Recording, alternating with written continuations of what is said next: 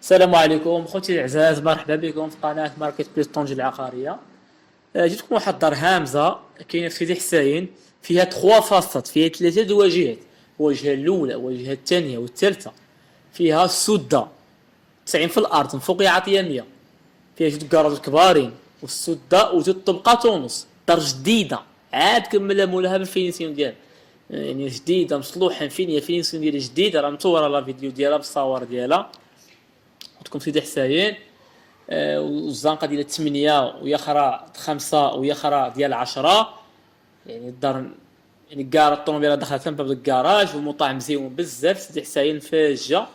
اللي بغاها يتواصل بالسيد، الثمن ديالها 140 المليون، 140 فيها مفاهمه حتى ما قابل للنقاش. وشكرا، السلام عليكم.